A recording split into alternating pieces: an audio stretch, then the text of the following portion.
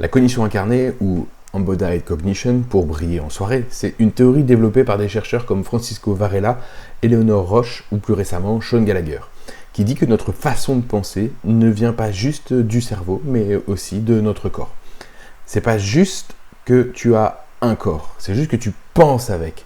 Ton corps est impliqué dans tes émotions, tes jugements, ta mémoire, et même ta conscience de soi.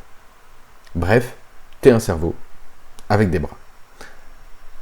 Pour la faire version TikTok, c'est comme quand tu mets un costume de Batman et que d'un coup tu te sens courageux, même si tu as peur des pigeons.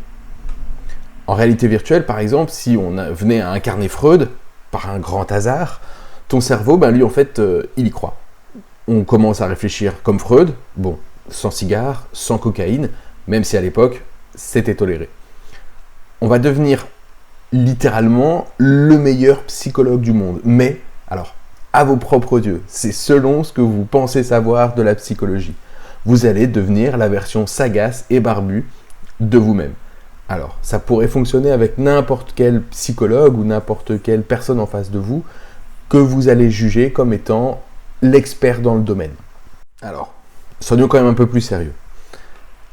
La posture, l'apparence, le point de vue modifie réellement les processus cognitifs.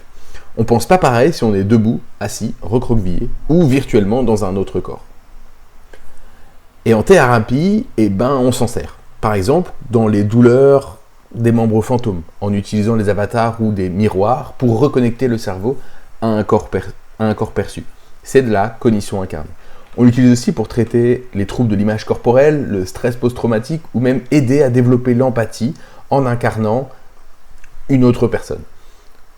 Voir ce que c'est que de ressentir du racisme, de la grossophobie ou peu importe le stéréotype sur lequel que l'on va incarner à travers ce nouvel avatar.